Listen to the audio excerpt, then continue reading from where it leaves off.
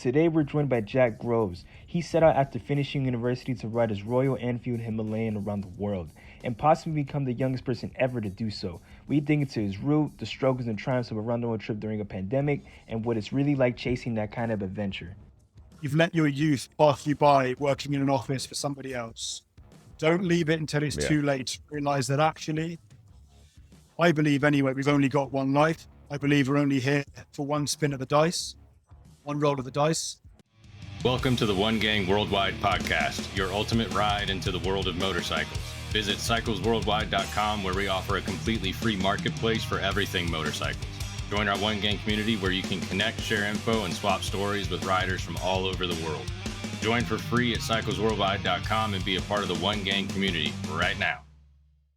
What's going on, One Gang? We got a great show for you here today. We got a man from the UK. He is in Montreal currently, but his name is Jack Groves, and he is the youngest person to circumnavigate the world by motorcycle. So thanks a lot for coming on the show, brother. Great to have you on. Yes, guys, thanks for having me. Oh, we're looking forward to this one, man. So we'll start off with a fun section where we break the ice. It's 10 rapid fire questions. You answer as quickly as you can and we can get to know you a little bit better. You ready to go? Sure.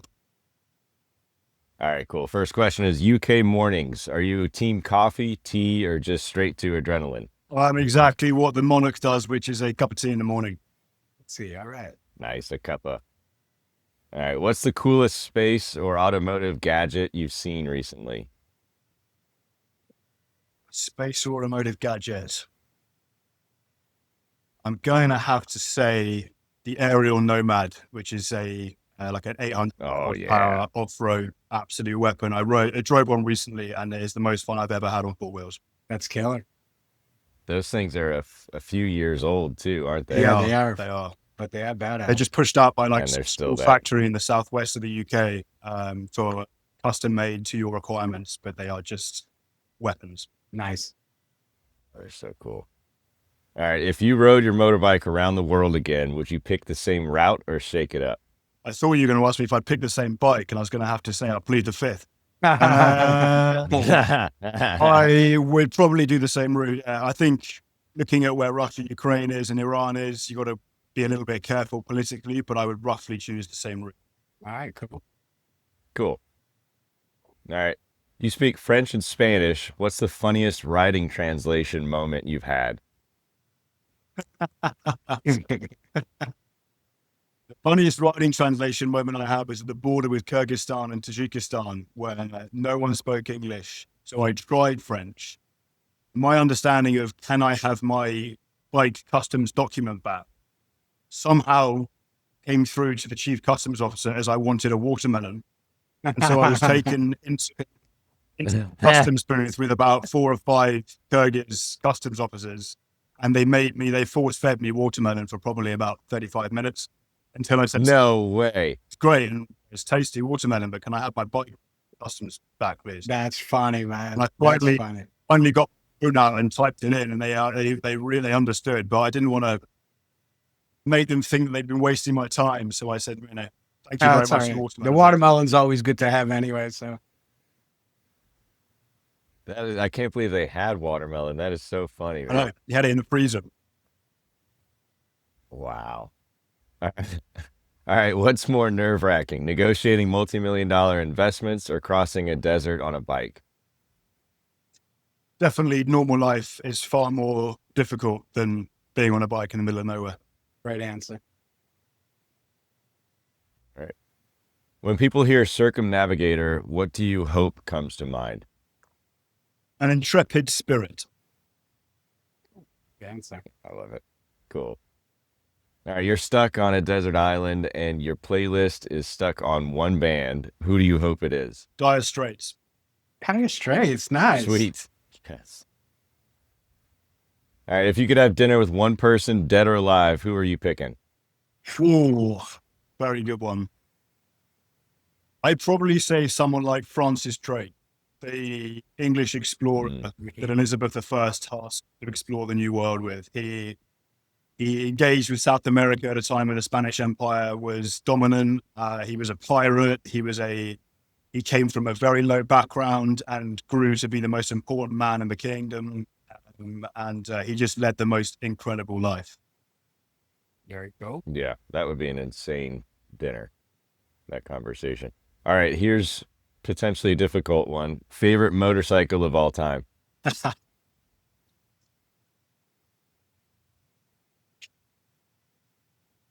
I'm going to probably say, and I might regret this, but the bike I miss the most of all that I have had is the Tenere 700.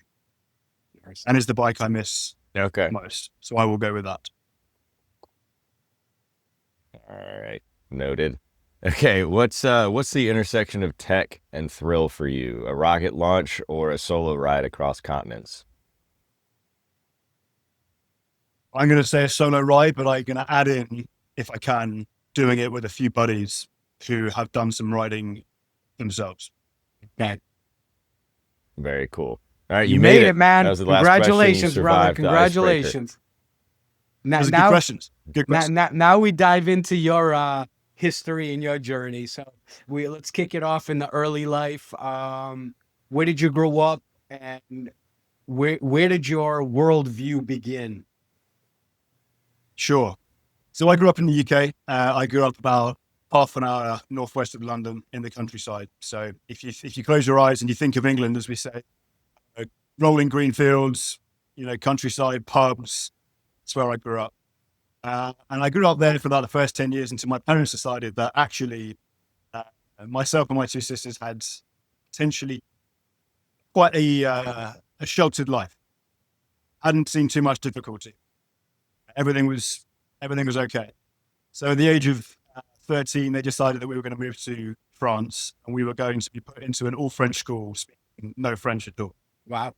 Mm-hmm. At the time, they asked us if we wanted to do it. And, I voted yes. My sisters, I think one voted yes, one voted no. And then about 3 months. Adventurer.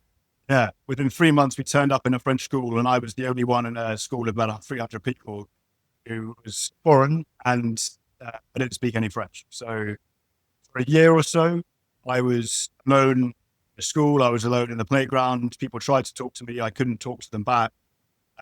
My teacher hadn't been told I was English and thought I had mental problems because I used to smile at him. My mum had told me to smile whenever someone spoke and I didn't understand. So he would talk to me. No. I would just smile at him. And so he thought first few weeks I had mental issues. Right. Until someone finally said to him, "You can't speak any French." Those 3 years of France, going from absolute zero to by the end passing, like doing my high school exams in French and passing them, was like a proper, you're so far out of your comfort zone there. You have to relearn everything. Right. And then finally you learn to swim. And I would say that's probably the most formative experience at a young age, in terms of just thinking comfort zone is what you make of it. Your comfort zone is what current understanding of your life is. But there's an enormous amount that exists outside of that comfort zone. If you just put yourself in the situation to be uncomfortable, you will grow. You will grow. And that lesson has probably stayed with me since the age of 13 through to now 28. And it's guided most major decisions in my life, I would say. Did you go to the military right after high school? Yes, pretty much. As soon as I left the high school at 18 years old, I joined the military. You spent a decade in the military. How did that shape your leadership and global perspective as you were a young guy going in, obviously? How did that help you, in addition to, you just said that move made you, at first it was uncomfortable because you were alone and all this stuff, but it taught you how to adapt. Now you finish up high school and you attend the military. Take us a little bit through that journey. Yeah, so the military and the British Army is founded on some key principles, and the basic training that you go through very early on, as I was 18, I went through basic training with most of the guys that were about 5 or 6 years older than me. Wow. So I went in, and I've always been the youngest in the unit, the youngest throughout training, youngest throughout some of the selection courses that I've done. And being the youngest has always meant that I've had a bit of insight into what people might, a few years down the road from me have been thinking about, have been doing, how they act, how good leaders act, how people act within a team. And I've always been able to learn off of them by being around them and learning what it is to become a man. And I think, for young men, especially young men that are, that are driven, that are curious, that have strong character, it's a real process to find out what it is to become a man and to learn what it is to become a man. And I think having role models early on, such as the role models that I had in the military, and that my, character was channeled in the right direction. It was channeled towards being a good person, towards being curious, towards being adventurous, towards being able to deal with rough conditions, sleeping out and being on exercises and taking command in pressurized situations. Those uniquely male characters, military really hones in you. And I think I'm massively grateful to the Army for giving me that at a young age, because there's a lot of young men, I think, that struggle in those late teen to early 20s bracket, where they're trying to work out who they are and what it is to be a man. Yeah, no doubt about it. I mean, I feel the same. I think personally that if U.S. had a situation where kids from high school would have to serve like 2 to 3 years of service, military service, I think there'd be a little bit more appreciation for their country. It'd be a little bit more appreciation for being more disciplined, A lot of this youth, grown. A lot of this youth is, they graduate high school and they still act like they're in high school forever. So because they've never had any challenges or life lessons or any kind of, like you said, learning from older people, how to handle yourself, how to be who you are, how to channel your emotions and things like that. So I think that's cool. It's great that you explained it. I appreciate that. You absolutely nailed it. And I think there's something when it comes to young men, that the process of being shouted at and being disciplined and learning discipline the hard way, because you cock up and someone brings you back into line, and you understand that there is a line. There is a line that you're not allowed to cross. If you cross, there are consequences. And I think, I joined at a time when the whole army were recently back from Afghanistan. There were Afghanistan combat veterans everywhere you looked. All of the training team were recently back in the last few years. So I was brought up in an environment of extreme respect for those that had just come off operations from Afghanistan, and very quickly understood that there were lines that you didn't cross. So you learned a ethos of discipline and respect. That's right. That takes you the rest of your life. And I think, as you say, young men, you do need that. Yeah, absolutely. Let's get into your academic roots a little bit. You studied languages and systems thinking. So how did French and Spanish fluency open doors in diplomacy and investment for you? So speaking French, I found, to be honest, at university not really useful. I went to university in London, and I took a course, War Studies and History. So there's a course in King's College London, and you guys have a similar thing in the US, but in the UK we have student loans. And I basically worked out that I was going to be about £50,000 in debt at the end of the course. So I may as well do something that I was interested in, because you can go and do law, or you can go and do management or something else, and you can be bored for 3 years and be in debt. So I thought, well, at least interested for 3 years and I'll be in debt. So it was like a trade-off. I did that course for 3 years. Loved it. I looked at the rise of China. I looked at the war on terror. I looked at World War II in Europe. And I think another key point, which you mentioned just now, in regards to young men, I think you also learn respect and discipline from understanding history and understanding those that have gone before you. Absolutely.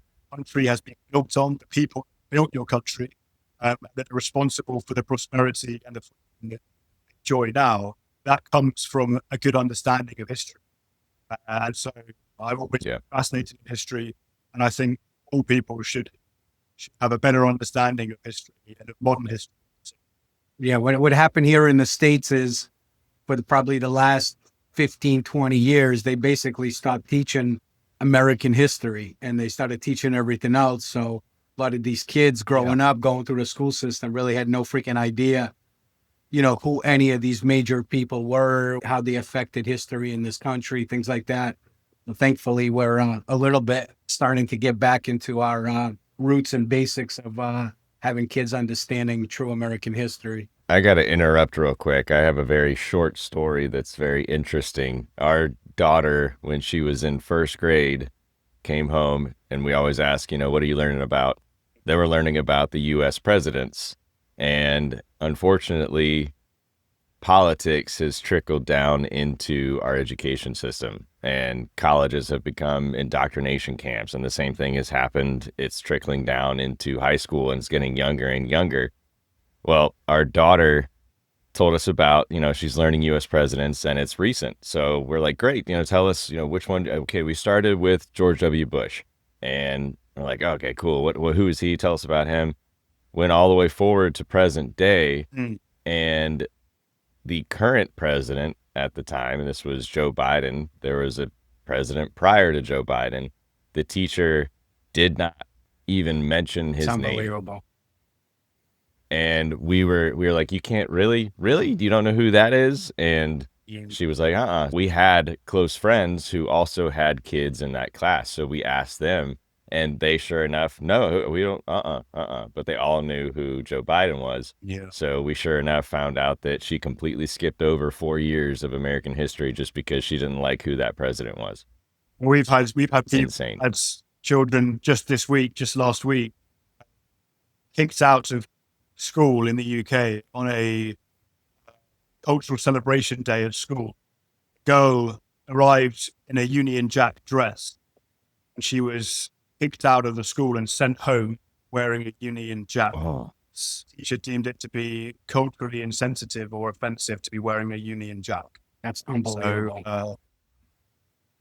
So, I think it's really sad. It's also very dangerous, I think, in terms of identity. If you allow generations of kids to grow up not having an understanding of where they are, but also thinking that their country is a bad place. That's right. Thinking that they have come from an evil country who has done nothing but bad in the world. I think it's a very dangerous lesson. Extremely.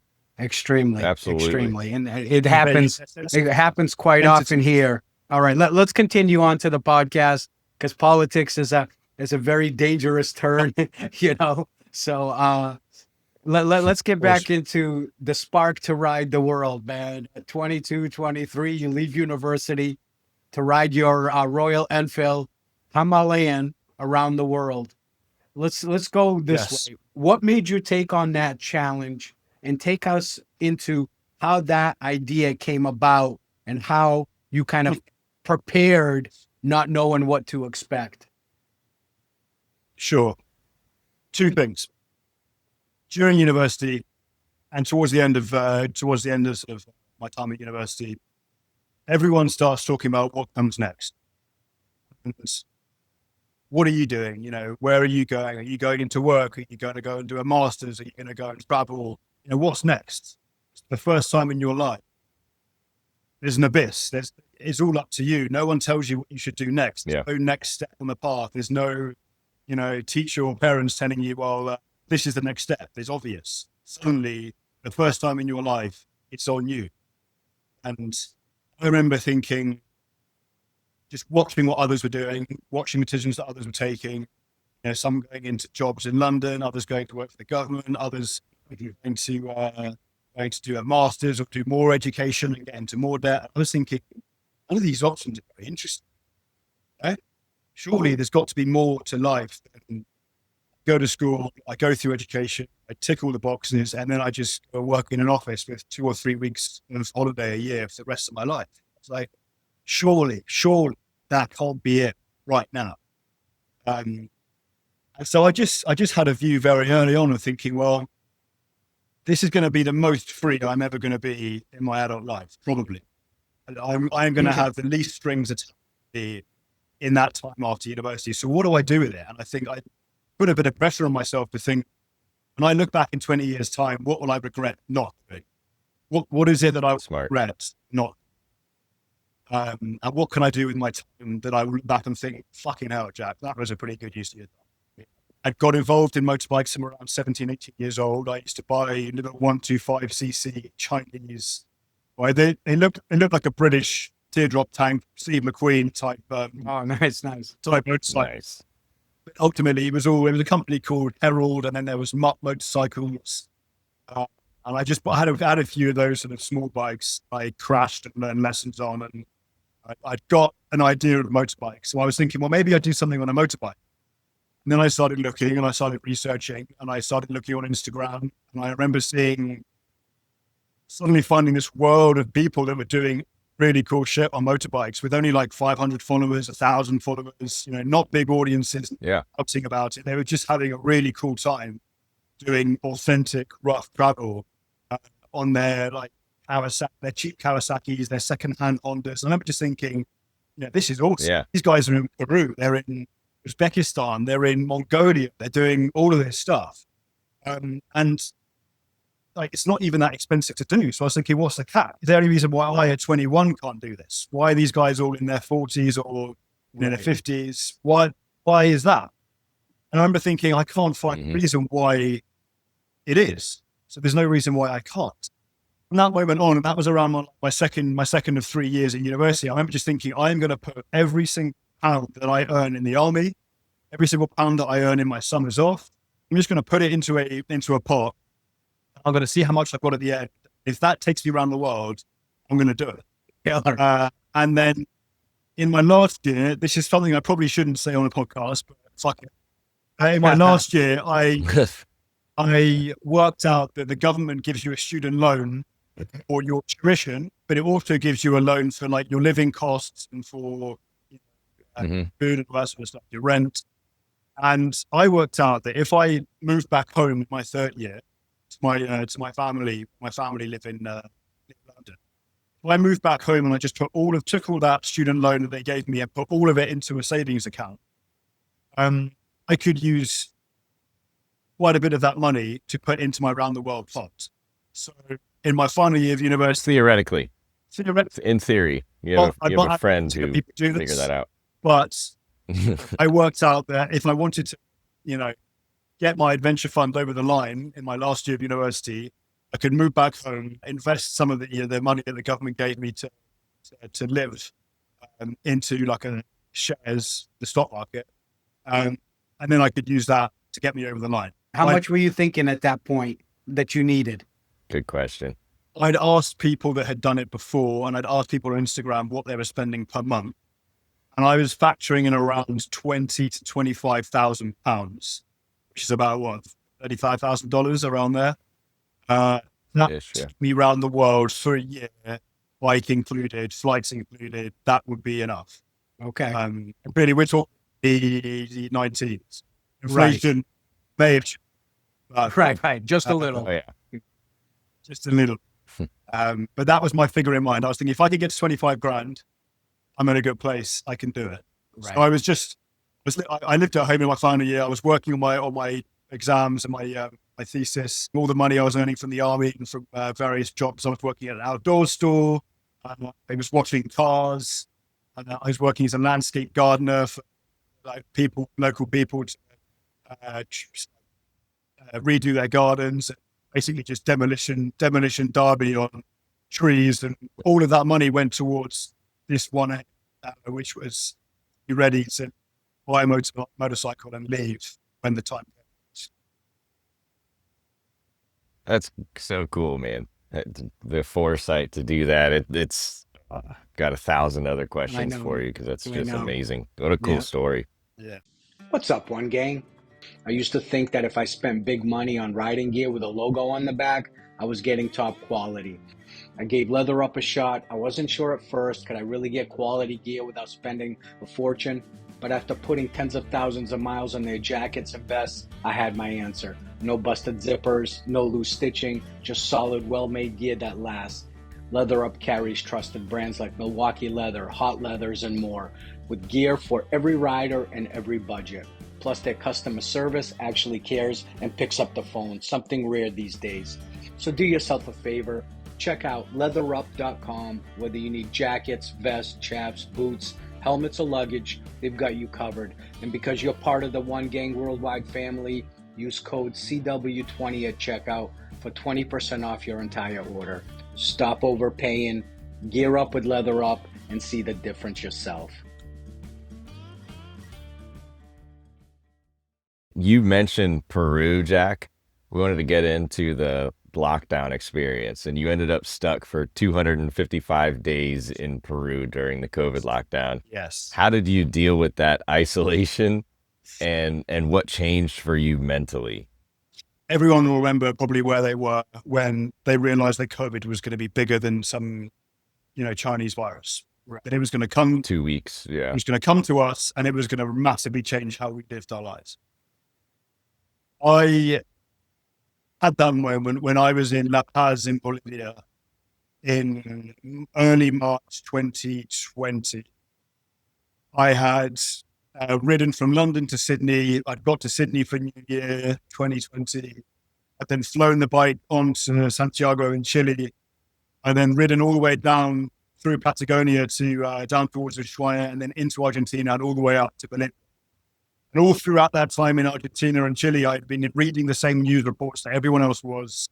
And I was thinking, I'm in South America. This is this is an Asian problem. It's not going to come over here. It'll go over. It's all just BBC News, CNN. It's not going to be a big drama. Anyway, I was in La Paz in Bolivia, and I don't know if you guys know Itchy Boots, the blunt lady Itchy Boots, who has a massive following on Instagram and YouTube, for traveling on the Royal Enfield Himalayan. But she was in La Paz at the same time as me, along with a few other bike travelers. I arrived late one night in La Paz to this hostel, and there were loads of bikes in the hostel. And I'm thinking, okay, cool. Well, it's not, COVID can't be too bad because everyone's still here. They're still traveling. It'll be okay. When I woke up the next morning, my bike was the only bike in the car park. Everyone had gone early that morning or late last night, and they'd all left Bolivia. I remember thinking, wow, I do not want to be trapped. So I remember looking at the news reports and thinking, if the border closes with Peru, I am stuck in Bolivia for I don't know how long. And at the time, I thought it would only be 2 weeks. But even 2 weeks getting stuck in Bolivia during a pandemic, I thought, we all did. I didn't want to do that. So I thought, I'm going to get to the border today. So I got on my bike, I rode straight for the border, rode like hell, off the border at midday. The border shut that evening by presidential decree. The Peruvian president shut the border that evening. And the next day he said, by midnight that day, wherever you are in Peru, martial law is being put into effect. Country is being shut down. The military and will secure the borders, and the police will shut down the country within the various states inside Peru. So I remember thinking, wherever I arrive this evening is where I am going to stay. I don't know for however long this takes. Right, at least 2 weeks, right? You were figuring basically at least 2 weeks. 2 weeks, and then 9 months later. But I remember looking at a map, and I drew a big radius, a circle around where I was, and it was about a 300-kilometer radius, because that was roughly what I could do in a day with a stop at lunch on the Himalaya. And Cusco in Peru was literally on the line at 300 kilometers. So I thought, okay, if I could stay anywhere for 9 months or for a few weeks, Cusco is a pretty good place to stop. And I just got up the next morning, pissing it down. There were thunderstorms, lightning, torrential rain, and I just rode throughout the day, got to Cusco that afternoon. And as I arrived in the city, they went past 4 or 5 police checkpoints, and they shut the city down that evening. And that, little did I know, the city would not open up again for 4 or 5 months. Wow. I was just, in hindsight, I got lucky. I arrived and it shut down that night. Jeez. I arrived in a what's called a party hostel in Cusco, and everyone in there you were Americans, you had Israelis, you had Brits, Dutch, Germans, Europeans, everybody traveling, Japanese, everyone, exactly, backpackers from all over the world were suddenly in this hostel with the doors locked, police manning the outside because they thought that white people had brought the virus. Oh, Jesus. We were seen Gosh. as the enemy. And the funny side of this pretty dramatic story was that for 2 weeks, no one was allowed to leave or enter that hostel. And the only thing travelers had to do during that time was to drink alcohol, take drugs, Oh, no. have sex for 2 weeks straight. And this hostel was full of about 200 backwards travelers from all over the world. Wow. Hand on heart, would say to my probably dying day, that was the wildest 2 weeks of I can my imagine. life. Well, it's not. Spring break on Yeah. steroids. Oh, honestly, it was just, yeah, That's debauchery for crazy. 2 weeks. That is And crazy. then one by one, the government sent in like rescue planes, evacuation planes. Like the Israelis obviously went first, the Americans pretty soon afterwards. And then you had like various European nations in. UK government was sending in a plane, and they sent the first plane, the second plane. I kept saying no. I kept saying I want to stay. And then finally, hostel. There was only like 7 or 8 of us left in the hostel by the end of it after 2 weeks. They closed the hostel. I was kicked out. I got them to store my bike in one of the side rooms, disconnected the battery, drained the fuel tank, wrapped the bike up and kept it stored. I didn't know how long. Man. And I remember leaving the hostel to an email from the Foreign Office, our State Department equivalent. And the email said, we are putting on a final British Airways plane from Cusco to Lima and from Lima back to London. This is a free plane, government paid for. If you don't get on this plane, that's it. You're on your own, basically. And I was seeing a girl at the time who I was staying in an Airbnb with. She accepted the offer. And at 5 o'clock the next morning, I said goodbye to her. She went and got on the plane. As I closed the door, I felt like a cough in my throat. And I was like, what is that? I felt as though I was coming down with a cold or a flu or something. No. Went to another Airbnb in Cusco. We did a COVID test that afternoon. I had positive COVID. She had given me COVID. Yeah. She flies back to London, and I'm then stuck in Peru at 3,500 meters with COVID.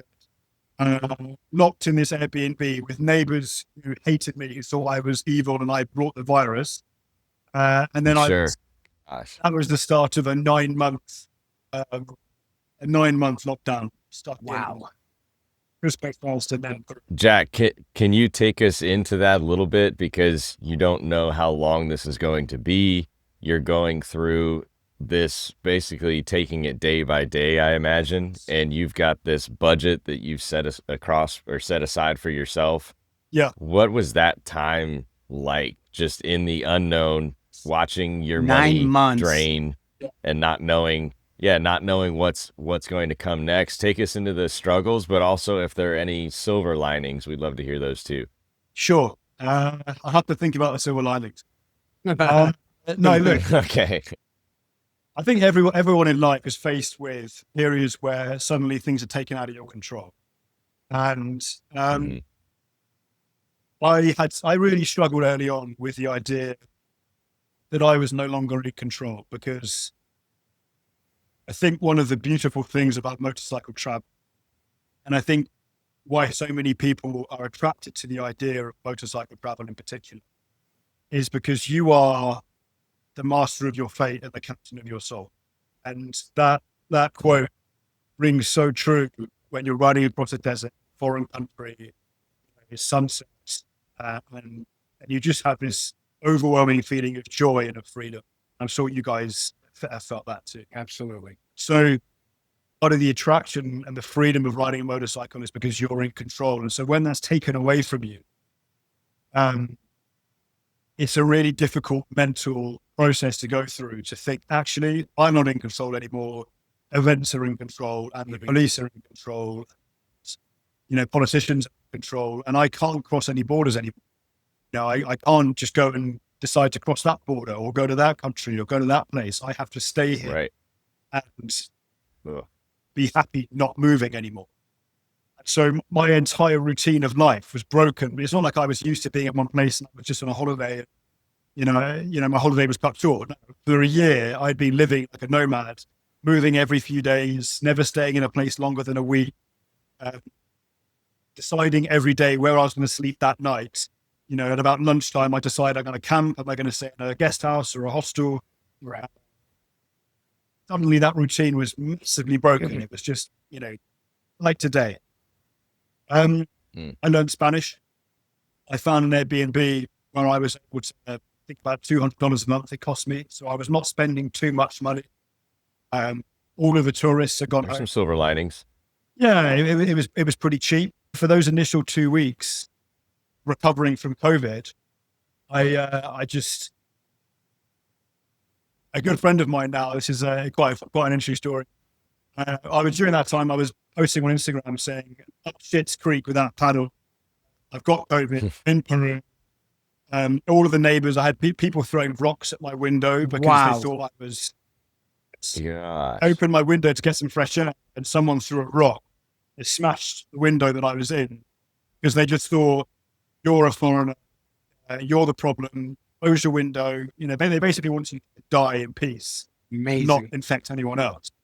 So I remember having rocks thrown at me. I remember opening the door once just to get some fresh air and stand in the door. I didn't walk out. I just stood in the doorway. People were shouting at me, hurling insults at me, calling me blanco. Wow, man. Calling me, white boy, get inside. Don't open your door. Don't spread the virus.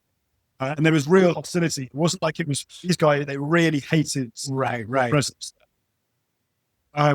So sorry to cut you off. Just shows you the lack of education and how people are how they follow what the media and the news and everything say. You know what I mean? Like Mob the mentality of like... They were terrified. That's crazy, Terrified. man. Terrified. But also, I think Peru, and if you look at the statistics since COVID, Peru had the worst prepared emergency care, healthcare in the world. They had, I think, one ICU bed per 1,000 people. It was, they had no emergency care at all, and that was nationwide. So they had almost no ventilators, and their emergency care was non-existent. So people knew that if they got really sick, they were probably going to die because there was no healthcare, no space for them. So that was the context of people being, not just scared of the virus, but also thinking that if they do get sick, they're probably gone. They're done. Yeah, they're dead. Yep. But a friend of mine reached out to me on Instagram and said, I know this guy. I know a guy in Cusco that could help. And I was like, who is he? They said, it's a guy called Jimmy. His surname sounds like Jack Sparrow, McSparrow. He's this British guy who lives in Cusco. He trains the Peruvian special forces anti-narcotics teams on helicopter operations. He was like a helicopter expert. He knows how to long line. He knows how to walk line. He knows how to drop people off in the jungle and pick them up using patrol exfil, where people are basically picked up by long line out of the jungle. He was training Peruvian SF out there.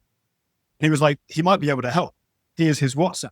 So I WhatsApp this dude called Jimmy, and I'm like, Jimmy, sorry, I've been put in touch. I'm a British national in Cusco. I've got COVID. Every time I open the door to get some fresh air, people shout at me and throw rocks at me. I can't leave to go to the supermarket to buy any food. I'm probably going to starve in the next few weeks if I can't get food to me. Is there any way you can think of getting food to me?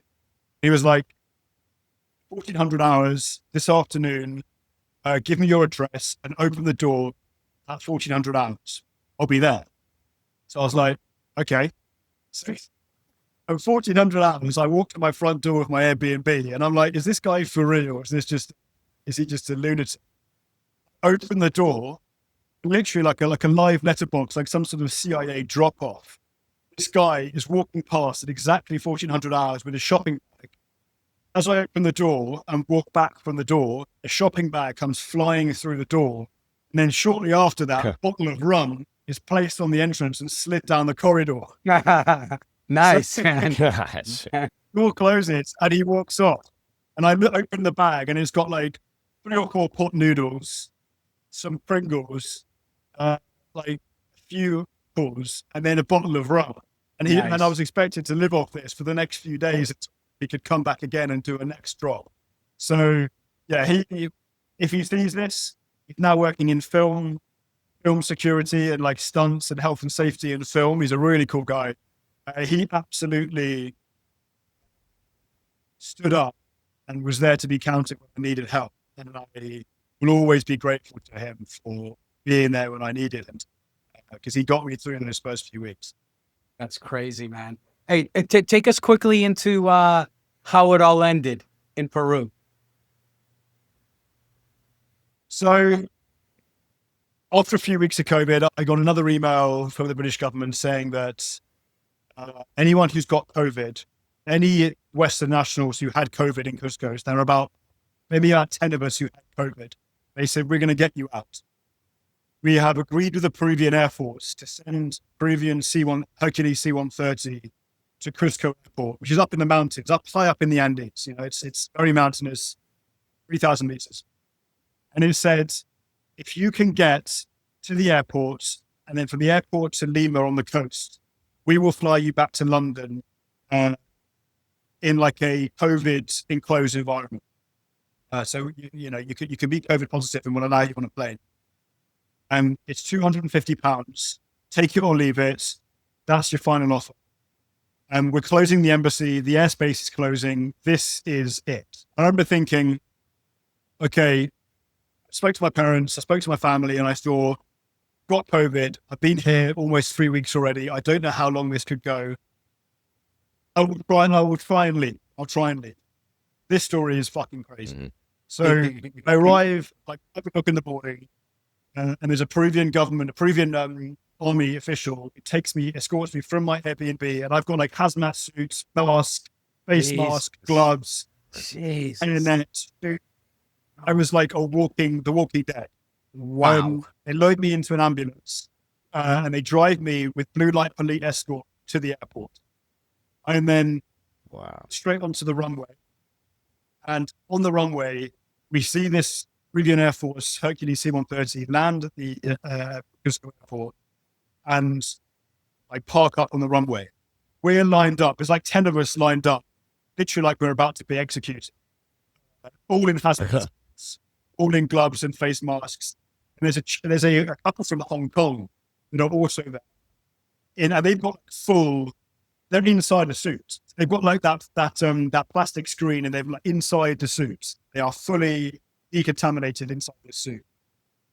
They're coughing profusely. They are like properly hacking up coughs as we're standing there on the tarmac. And this pilot gets out of this C-130, and he's like, South Americans, they can be very macho. He sort of had his aviators on, leather. Yep. I think he thought he was Indiana Jones. He had that Harrison Ford looking like ethos to him. And he sort of swaggers off. He swaggers off the plane, looks around. He takes one look at this couple from Hong Kong, coughing their guts up. And then in Spanish, he like points at them, waves his hand, and he's like, no, quite possibly. He says, my crew are prepared for this. I'm not doing this. He literally gets back into his plane, fires up the engines, taxis onto the runway, and takes off. And I'm like, No way. I'm like, Gosh. what the fuck? What? Just what left the you? fuck? Just left you? He was like, refused. He said, I'm not taking them. They've got COVID. I refuse to take them. No, I'm disobeying an order. And I turned to my mate Jimmy, the British representative for Cusco. I said to him, I was like, in the US or in the UK, if we tell the Air Force to do something, it's not like a choice. They do. Right. It's not a request. It's not a request. They go the order. And Jimmy, because of his military contacts in the jungle, had the phone number for the Minister of Defense. So he was like, give me a minute. He picks up the phone, he gives him a ring. Minister of Defense is like, oh, fuck's sake. I'll give the pilot a ring. I'm so sorry. Jimmy puts the phone down. We know the Minister of Defense is calling the pilot in the cockpit. We're all sitting there watching this C-130 take off at the airspace above Cusco. And we're watching it, knowing that the pilot is getting fucking bollocking in his Yes. the cock. We know what's going on. And like 5 minutes later, we see the Turn plane around. hard bang, turn around, circles again, lands in because the pilot gets off looking pretty sheepish. And then like an hour of diplomacy goes by. And long story short, the Ministry of Defence refused to fly, and none of us were able to leave. So in the end, I tried, and a pilot refused to direct order to repatriate us to Lima. I was there for a few months longer. But in answer to your question, silver linings. This was all in March and April. By June, the interior borders within Peru opened, so you could move from one province to another. So I used that opportunity to go into the jungle. I went from the Andes down into the jungle towards Brazil. Cool. The end of the road into the jungle. I spent about a month living in the jungle with this local guy. Man. We had to live in the jungle, taught me how to survive in the jungle. Very cool. In the Amazon, really, really biodiverse place. It's also where the Spanish thought that El Dorado may have been hidden when they were conquering South America. There was like rumors that El Dorado may be there. So I spent a month in the jungle. I spent a month in the mountains, and then finally, in November 2020, Machu Picchu opened for people who were in Peru for the first time. Nice. Since it closed in March. In terms of silver linings, I think the one silver lining I would say would be the moment that I walked up to the Sun Gate, which overlooks Machu Picchu. And this normally is so full of tourists. To fight your way to try and get a clear photo. You have to take your turn and wait an hour to get a photo overlooking like Machu Picchu down in the valley in front of me. And I walked up by myself at sunrise, and I saw the sun hit Machu Picchu. I was alone. Wow. Sun Gate. There was no one in Machu Picchu. Wow. It was completely empty. When are you ever going to get that opportunity again? That's crazy. Exactly. And I just thought to myself, I actually weirdly, I had a bit of a lump in my throat thinking, I've been here for now 8 months. I've been through self-doubt. I've been through being hurled abuse. Sure. I've had rocks thrown at me. I've seen dead people in the street from COVID. I've made some really wacky friends. Here I am 8 months later, having thought, the self-motivation, the drives. Yeah, the drive. Here I am in front of Machu Picchu, seeing a site that people maybe haven't seen for 200, 300 years. And that was pretty cool. Wow. That was wild, man. Yeah. Damn. What a journey. What a freaking journey. That's just crazy. Let me ask you this. You get through Peru. You're finally back. Things open up again after 9 months, a little bit more normality in the world. Take us a little bit on some of the highlights of the trip. Did you continue from there? Like as soon as everything was ready, like you're out of Peru. Now take us how this journey in your navigation continued. Sure. So I only got out of Peru by convincing the British government that my grandfather was severely ill, because the only reason you were allowed to cross a border at that time was for compassionate reasons. That was it. If you wanted to travel as a tourist, no chance. The borders with Ecuador and Colombia, completely closed, military guarding the border, no one was crossing.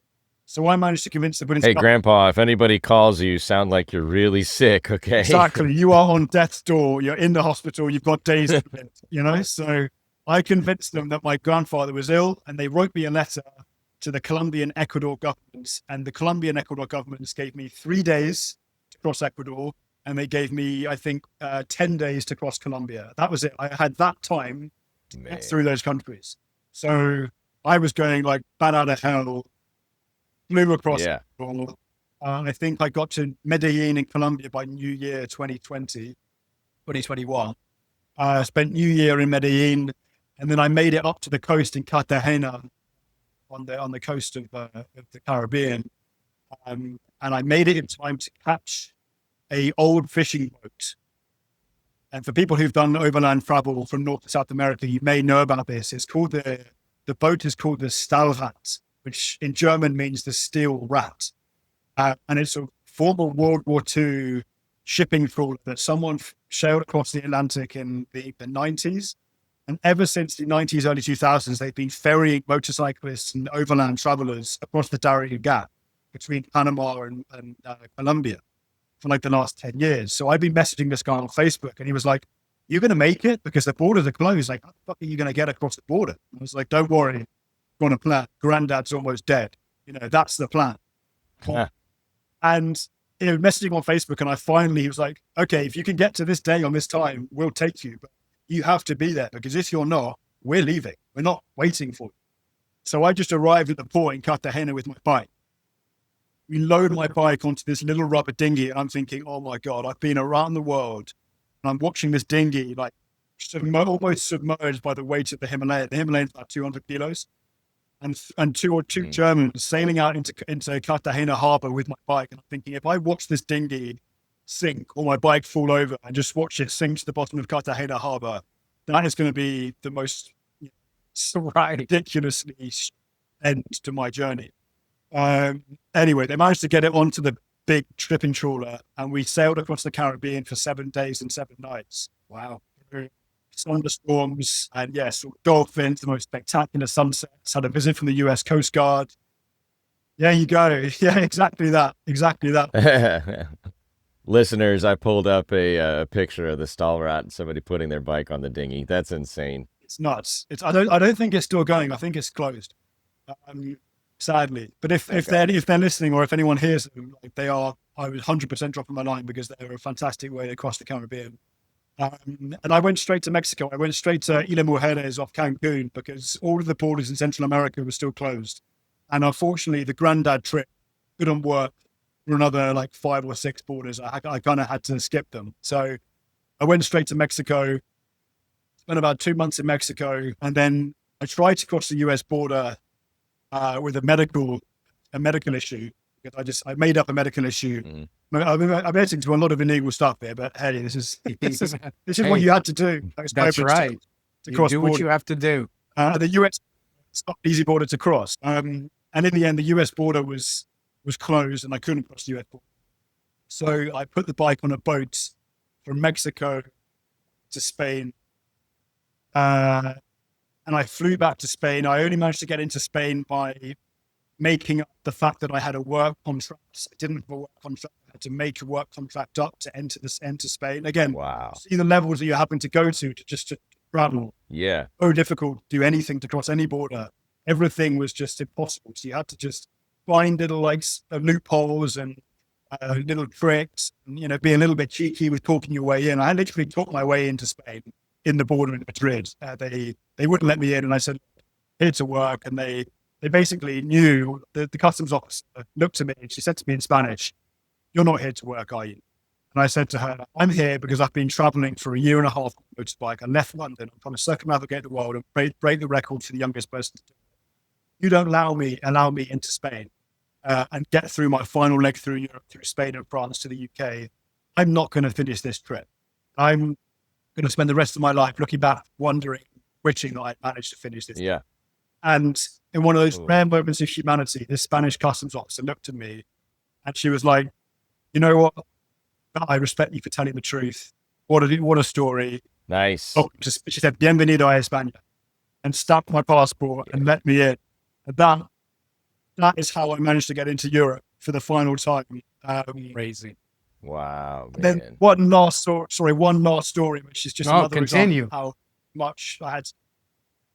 Yeah, don't be Remember sorry. when the Panama Canal, the Suez Canal was blocked by a ship spinning sideways and blocking the canal? Yeah. So my bike was on a boat at that time from Mexico to Europe. Global shipping overnight went completely tits up. All of the shipping routes, all of the ports had suddenly backlogs of a month. I was looking at my tracking, and it was saying, "Sorry, you're not going to get to Europe. The bike's not going to get to Europe in time. It's being pushed back a week, and then another week, and then more weeks." And I was thinking, the time to break the record was like slimming and slimming and slimming. I had 5 months, and then I had 4 months, and then I had 3 months, and then I had 2 months. And I was thinking, if I don't get the bike off this boat, I'm going to lose this record because the ship got stuck in the Suez Canal. It was ridiculous. I was thinking, is there anything more that could go wrong? And so finally I said, okay, look, the next port that boat stops at, drop the bike. I don't care where it is. I'll go to the port. And that port was Vigo on the west coast of Spain. I was in Barcelona. So I get a message saying, okay, the bike's in Vigo. I had no evidence the bike was in Vigo. I had no tracking software. I had no photo. I was just told we've dropped the bike off. And I was like, fuck's sake, okay, I'll get there. So I fly from Barcelona to Vigo. I arrive at this port, and there was my bike that I had not seen for a month because they had been on the water from Mexico for a month. And I'm looking at the clock thinking, okay, I've got 2 weeks now before this record stops. I've got to get this bike out of this port and drive like buggery to the UK to break this. And then finally I got the bike and I just rode like hell. My dad actually managed to meet me in the north coast of Spain with a Royal Enfield Himalayan that Royal Enfield very kindly gave to him for a week and a half. Nice. He met me on the north coast. Nice. We just rode together every day, no stops, to the UK. And I got there on June the 3rd, 2021, breaking the record by 1 day. Wow. Jeez. Wow. Man. It was, Considering was you just lost 9 months, you would have Yeah. shattered that Plan- record. Plan was to beat it by a year, but COVID cut Right. a year out of my time. Damn. Yeah, it was Well, close. first off, you're going to be the coolest grandpa ever with your stories. He's only 28. Take it Oh, easy, man. I know. I'm just making the Yeah. point. When you're older, Yeah, the stories he's going to be able to Oh. tell are going to be insane. Well, what I yeah. would give to be. I'm jealous of the grandkids. Yeah. I've been thinking for a while. I don't know how to, when I first got people say write and do podcasts, and I've always struggled to talk about myself and what I've done because fundamentally I don't see it as a particularly big thing. I just rode my bike every day for 2 years effectively. And I know plenty of people with no Instagram presence who didn't break any records, who don't have any news articles written about them, that have done amazing trips. Far harder, I'd say, Sure.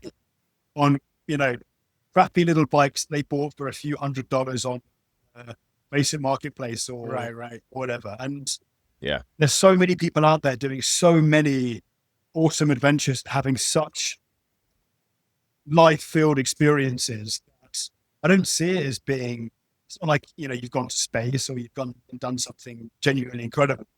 You've just gone and ridden your bike every day for 2 years. Yes, you've had a cool journey and broken a record at the end of it, but, anyone can do it. I genuinely, fundamentally believe that anyone can, with a, decent budget. It doesn't have to be around the world. Mhm. They can go around their country. They can go to the next country, but you can Right. have an adventure on a bike. It's not that hard to do.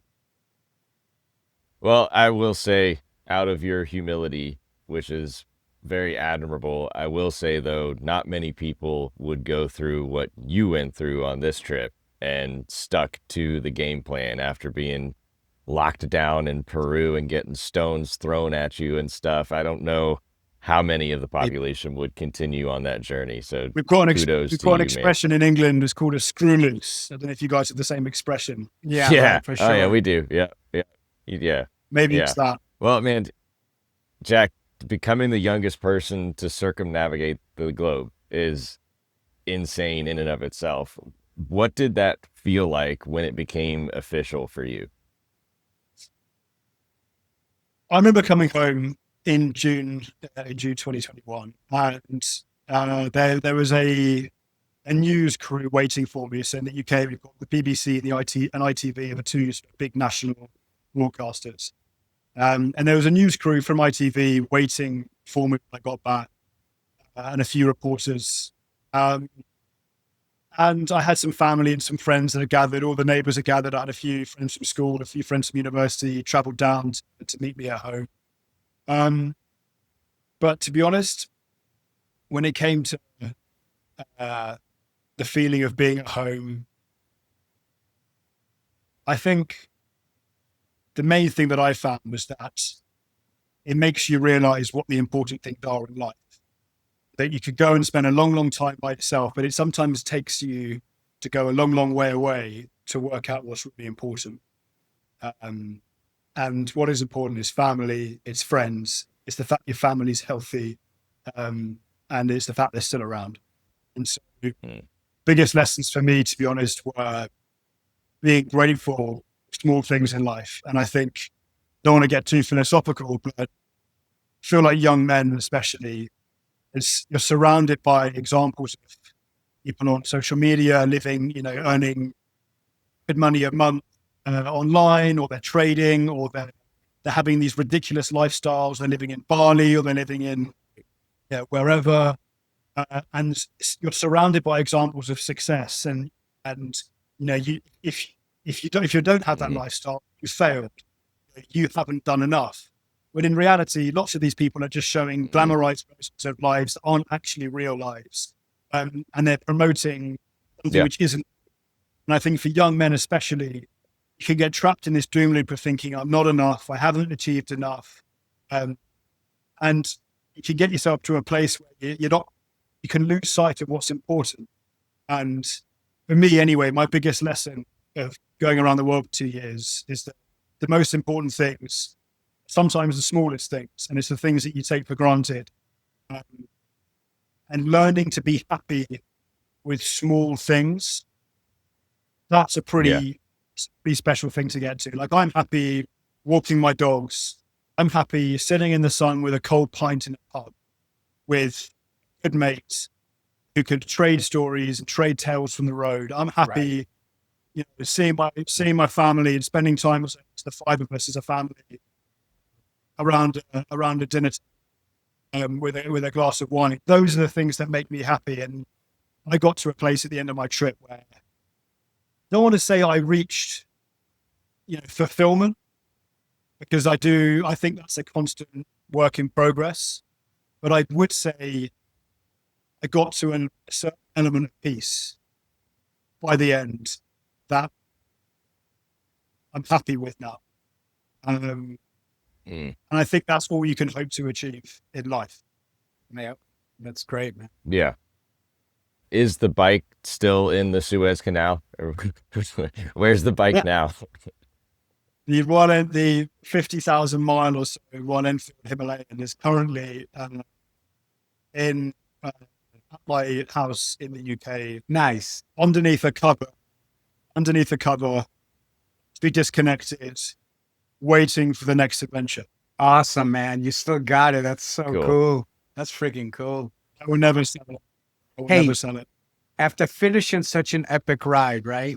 How did you process coming back to more of a structured life? I mean, you were a young guy, you're living on the road. Yeah, you had some crazy things that happened with being stuck in a country for so long. Obviously, a world pandemic going on, but you kind of fought through everything, continued your journey. What was that adjustment like for you when you got back to the UK and the world kind of started to work and run again like it did before you left? That is the $1 million question. That is the most difficult question to answer, because it is the most difficult question I've had to ask myself. I spoke to others that have done round the world trips, and they all say the same thing. The journey is not the difficult. The getting back is the difficult bit. That's the difficult bit. And I would I think it's a similar from friends of mine. I've been on operations with the military, but I haven't been on combat operations. And it's a similar way. I think I speak to friends who've been in the military and been on operations when they've had such highs and lows of emotion. There'll be extreme fear, extreme adrenaline dumps, and then real lows. When you have that scale of difference of emotion in a consolidated period of time, you get back and it's normal life, and wake up, go to work, they come back, they go shopping, they cook dinner, they go to bed, they repeat again and again and again, and normal life, when you've come off the back of something massively difficult, is the hardest journey to make. That's the hardest journey. So in answer to your question, what did I do? For a while, I felt a bit lost, I won't lie. For about 6 months, I'd say. I went into a job quite quickly in London. I worked for a startup, a software startup in London, actually selling collectible cars and motorbikes. It's a bit like Bring a Trailer in the United States. This is called collecting cars. It's European, UK equivalent to Bring a Trailer, effectively.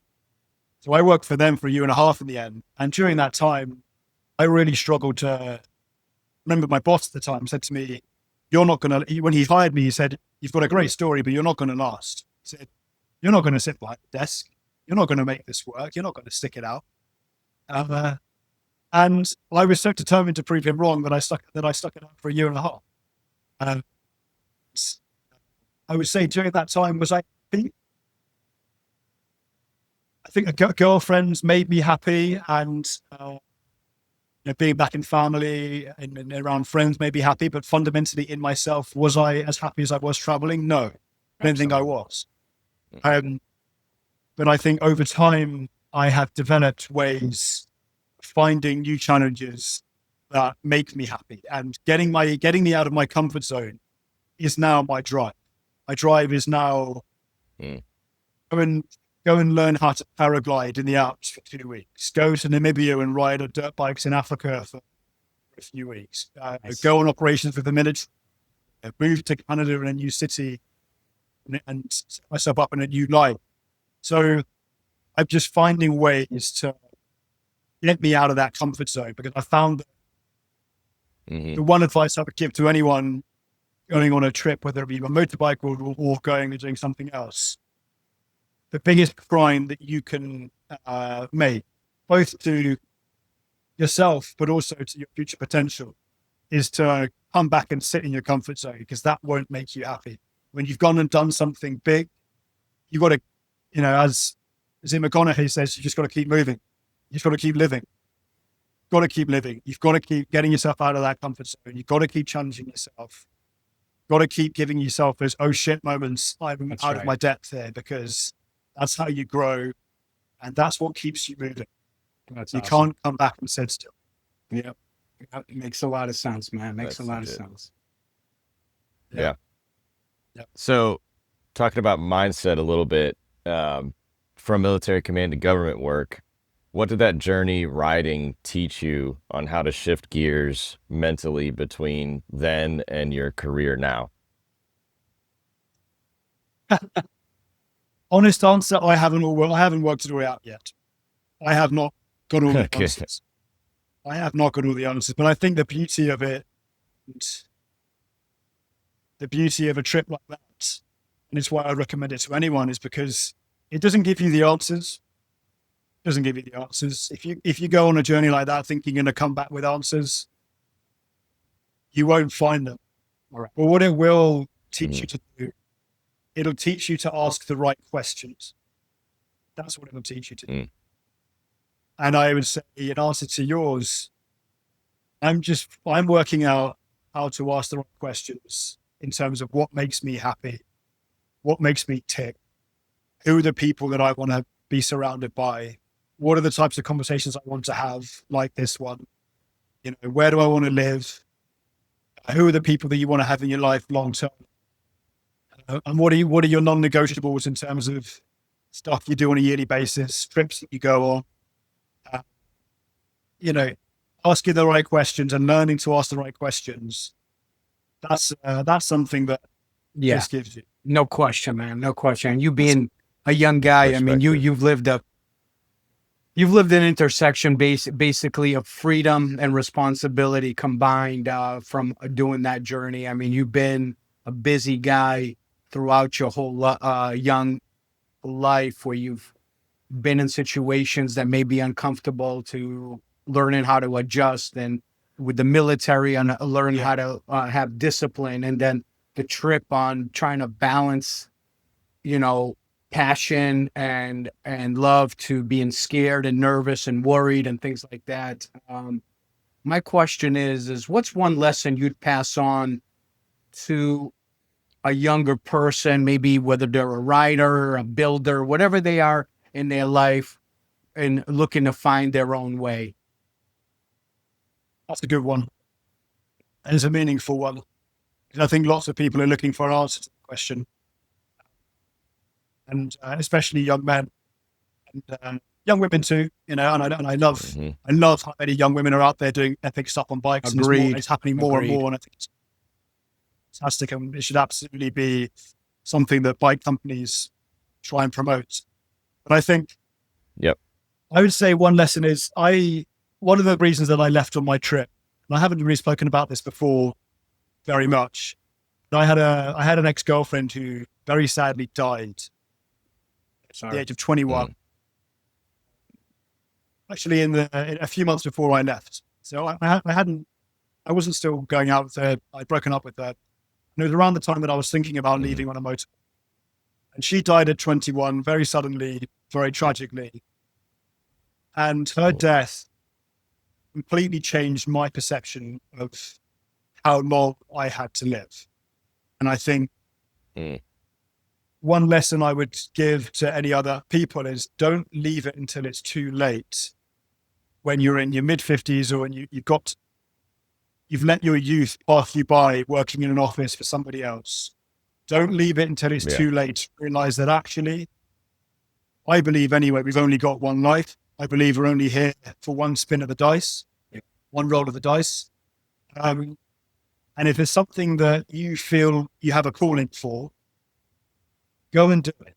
Go and interrogate it while you've got your youth, while you're healthy, while hopefully your family is still around that are there to support you. Don't leave it till it's too late, because one day I guarantee you wake up and it probably will be too late.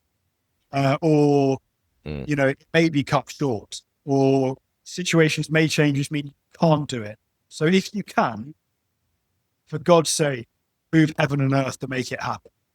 Good advice, man.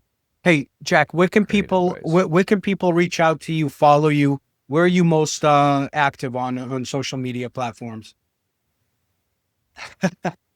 This is one of my many faults. I am on Instagram, but I've never really put enough effort into Instagram. I find it difficult posting about myself and talking about myself. Some people find it easy. I find it a little bit. You're a busy guy, man. Difficult. You're living a life, and you're building a life. You live into a different city.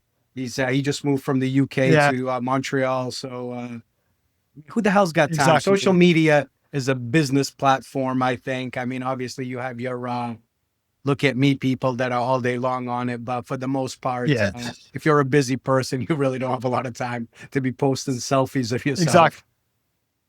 Exactly. I don't have the time to edit the stuff, but I do have an Instagram, and the Instagram is Brit on a bike. It's Brit on a bike. So I have that. Nice. And I'm also talking to a few company at the moment, a few companies about starting to run tours. Nice. Where the company takes control of all of the logistics and the payment and the marketing and the booking system. And I would actively promote and organize tours in locations that I think other people would really find cool. And my determination is to work with audiovisual, content creator friends of mine who know how to create content on bikes. Nice. And what I'd like to do is to have talks that are run for people of a certain age bracket, like 20 to 30, for young people who maybe don't have the experience or the wherewithal to go and do a bike trip by themselves.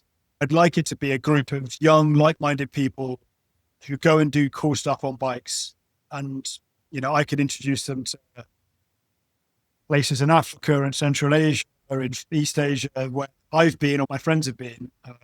But they, people wouldn't necessarily go to themselves by themselves. You ever think about writing a book about your journey? I have thought about it, and I don't know if anyone would buy it. What do you mean you don't know if anybody would buy it? That's not true. I don't know. I'm not sure. If I've thought about it, I just haven't ever got around to doing anything. I mean, it's a fantastic story. I'm sure if you, mix the fun with the, I don't know. We could just talk about your travel day to day on the podcast alone. I mean, shit, it'd take us probably 5 days to finish this podcast, Easily. But it's amazing, man. Look, here's here's my perspective, being a guy in his 50s. Luckily, I've been fortunate enough to be able to do some great road trips on motorcycles, and for the most part, being in this industry and loving this thing more than you can possibly imagine. I've had a lot of fun doing it. And I always say the same thing. I say, you know, like you did, like, don't wait. Life will go by you too quick.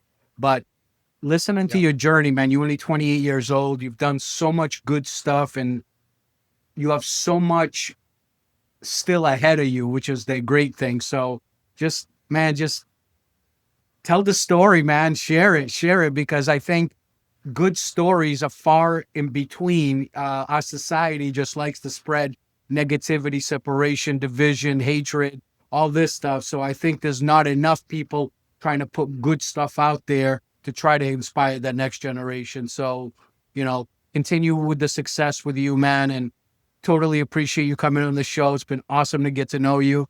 And you ever come to Florida, man, well, we're going to go out for a couple of pints together. There's some stories. There's some stories that aren't meant to air. But Yeah, cheers, I'm guys. sure. Fantastic questions. It's great to talk to like-minded people.